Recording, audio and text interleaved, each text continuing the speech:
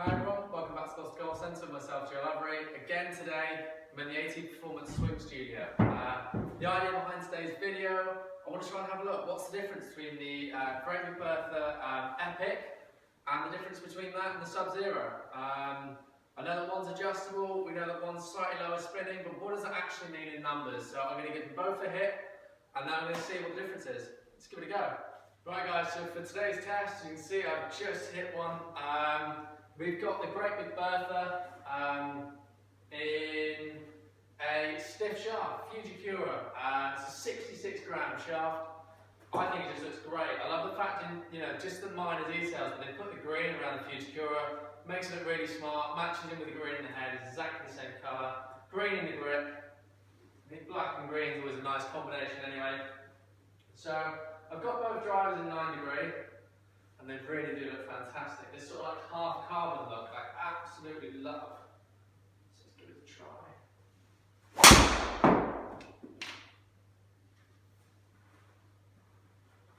Just feels awesome. I absolutely love the sound as well. I love the fact it's not too tinny.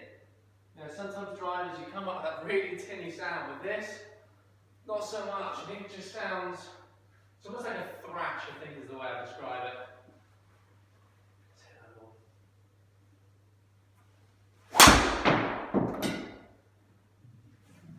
As well, but still gone nicely.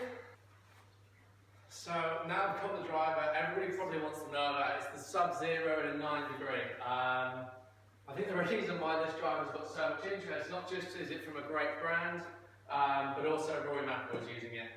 And everyone knows he hits it miles. So let's give it a try. This is the Sub-Zero in 9 degree.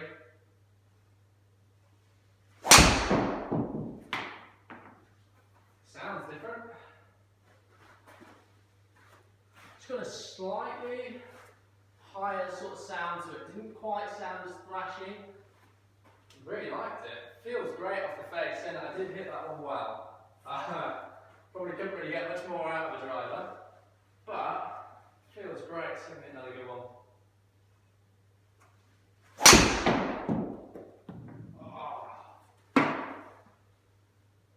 1.52 smash. Wow, a bit left, but this thing feels great. It'd be interesting actually to see what the numbers say.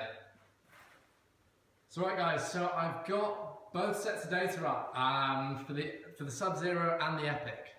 And as you can see, if we look at carry, 294 with each one on average, and that's between 6 shots.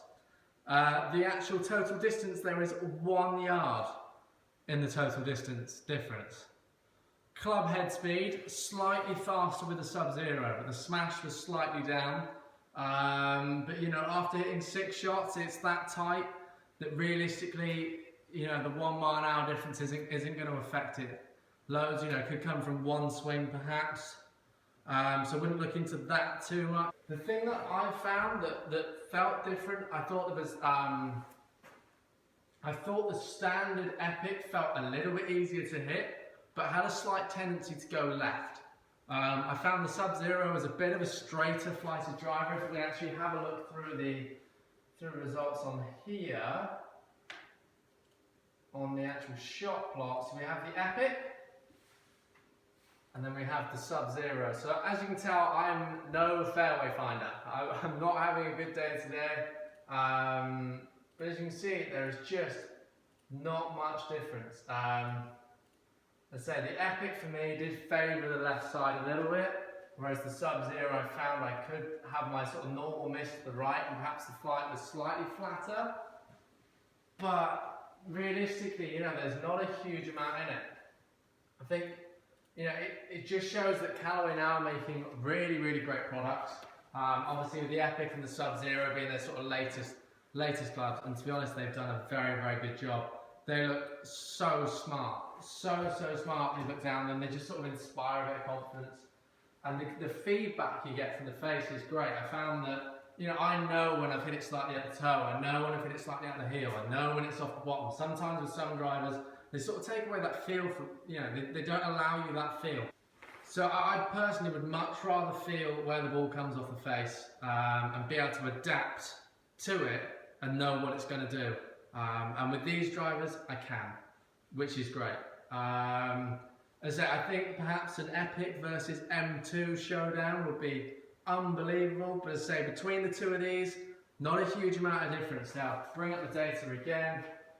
Really not much difference, which is great. The grouping, pretty much the same size, all around the same distance. The Epic Sub-Zero is supposed to be a slightly lower spinning driver.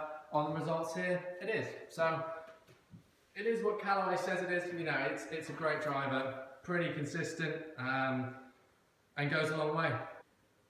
Thank you very much for watching. I have no doubt there'll be more videos on the way. If you guys want to see any sort of specific videos, enjoying any content, please comment below with what you would like to see. If you haven't already, please make sure you check out our Facebook pages and Instagram pages. A like on each one of those would be really, really appreciated. And I look forward to seeing you soon. And so if you like this video, please give it a thumbs up, and that would help me out a lot with knowing what content to post. So anyway, thanks a lot. See you soon. Cheers.